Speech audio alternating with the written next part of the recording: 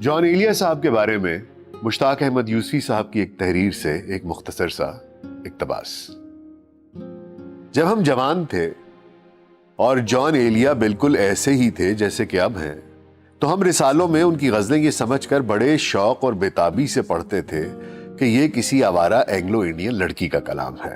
پھر ان سے اچانک مسلم کمرشل بینک میں ملاقات ہو گئی۔ رمضان کا مہینہ تھا اور اس دن میں حسب معمول روزے سے نہیں تھا۔ مجھے السر کی شکایت تھی اور جان ایلیا کی صحت بھی اتنی خراب تھی کہ پانی تک سے پرہیز کرتے تھے۔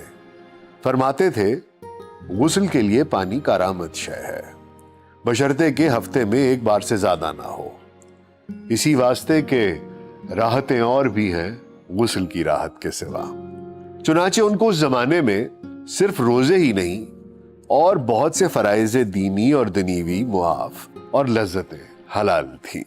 تواضع کی غرض سے میں ان کو ایسی محفوظ جگہ لے گیا جہاں ہمارے اور مسلح گارڈ کے علاوہ کوئی قدم نہیں رکھ سکتا تھا، یعنی بینک کے لوہا پلائی ہوئی دیواروں اور آہنی سلاخوں والے اسٹرانگ روم میں، جہاں 4 تجوریاں اور ایک چوہے دان رکھا تھا۔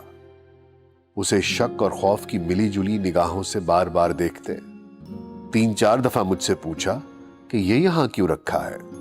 وہاں ہم دونوں نے چوری چھپے جو چائے پی رمضان میں، اس کا مزہ مجھے یاد ہے، وہ ذرا ذرا تجھے یاد ہو کہ نہ یاد ہو۔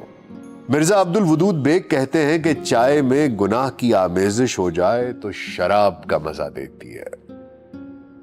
دوران گفتگو میں نے جان ایلیا سے ان کے نام کے معنی پوچھے اور وہ سمجھے ہم طنز کر رہے ہیں۔ کہنے لگے آپ کو عبرانی آتی ہے؟ ہم نے جواب دیا نہیں۔ پھر پوچھا عربی آتی ہے؟ ہم نے سر جھکا کر کہا نہیں۔ بولے مجھے دونوں آتی ہیں، یہ عبرانی اور عربی نام ہے۔ اس ناک آؤٹ ضرب کے بعد ہمیں کچھ ہوش آیا تو ہم نے شرارتاً پوچھا چارلز لیمب نے اپنے ایسیز کا نام ایسیز آف ایلیا رکھا تھا، کیا آپ کو اس سے بھی کچھ نسبت ہے؟ اپنی ذہین اور خمار آلودہ آنکھوں سے مسکرا چکے تو فرمایا اس کو خارج الامکان قرار نہیں دیا جا سکتا۔ مرزا کا بیان ہے کہ اب جان ایلیا اتنے کمزور ہو چکے ہیں کہ چلنا پھرنا دو بھر ہے۔ ان کی چھڑی بھی ایک شاگرد اٹھائے اٹھائے پیچھے پیچھے پھرتا ہے۔ بالا خانے کے زینے سے صرف اتر سکتے ہیں، فون بھی ٹھیک سے نہیں ملا سکتے۔ ایک دفعہ کہیں ڈنر پر گئے بلکہ لے جائے گئے، وہاں سے 12 بجے بیگم کو فون کیا تو ادھر سے ایک ریکارڈڈ نسوانی آواز آئی، السلام علیکم، آپ کو مطلوبہ سہولت فراہم نہیں کی جا سکتی۔ خود بیان کرتے ہیں کہ میرا ایک میجر عشق اس لیے ناکام ہو گیا کہ اس زمانے میں امرود تک افورڈ نہیں کر سکتا تھا۔ مردود رقیب نے امروہہ میں ہماری مشترکہ محبوبہ کو ایک دن 1.5 سیر امرود پیش کیے اور وہ اس کے ساتھ چلی گئی۔ گفتگو کے دوران جب انہوں نے کہا کہ پہلا عشق 8 سال کی عمر میں ایک قتال عالم سے ہوا تو مجھ سے رہا نہ گیا اور پوچھا کہ ان کی یعنی موصوفہ کی عمر کیا تھی؟ فرمایا 6 سال۔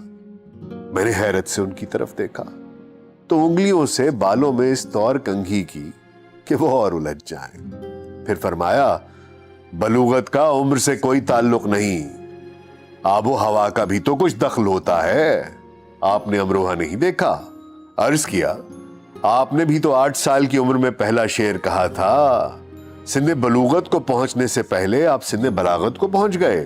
بولے جی نہیں، دونوں ہاتھ سے ایک ساتھ ہوئے۔ وہ اس وقت کوئی کہہ نہیں سکتا تھا کہ میں 8 برس کا ہوں۔ عرض کیا آج بھی کوئی نہیں کہہ سکتا کہ آپ 77 برس کے ہیں، پورے 77 کے لگتے ہیں۔ میں نے پوچھا آپ نے پہلا شعر کیا کہا تھا؟ فرمایا یہ کسی دیوان میں نہیں سنائے دیتے ہیں، چاہ میں اس کی تمانچے کھائے ہیں، دیکھ لو سرخی میرے رخسار کی۔ اسی نشست میں بھائی جان نے اظہار محبت کے طریقے میں وہی جملے دہرائے جو وہ اپنے مجموعہ شاہد کے دیباچے میں کر چکے ہیں۔ میں نے ان سے پوچھا کہ محبت کا اظہار کیسے کرتے ہیں؟ فرمایا وہ یہ کہ اگر محبوبہ سامنے سے آ رہی ہو تو میں اس کی طرف سے منہ پھیر لیتا ہوں۔ اس کا مطلب یہ تھا کہ اے لڑکی، میں تم سے محبت کرتا ہوں۔ انہوں نے گردن موڑ کر اور دائیں ہاتھ سے بائیں آنکھ ڈھک کر بتایا کہ وہ منہ پھیر کر کس قدر شدید محبت کا اظہار کرتے ہیں۔ فرمایا، شریف مرد اور باعصمت عورتیں اسی طرح اعلان محبت کرتے ہیں۔ اظہار محبت کا یہ طریقہ معلوم کر کے مجھے جو مسرت ہوئی وہ بیان نہیں کر سکتا۔ ساری بدگمانیاں دور ہو گئیں۔ میں صبح سویرے ساحل سمندر پر ٹہلنے کو جاتا ہوں۔ میں بھی تو کہوں کہ یہ خوش شکل خواتین مجھے آتا دیکھ کر کبھی پلو کھینچ کر اور کبھی منہ پھیر کر دوسری طرف کیوں تکنے لگ جاتی ہیں؟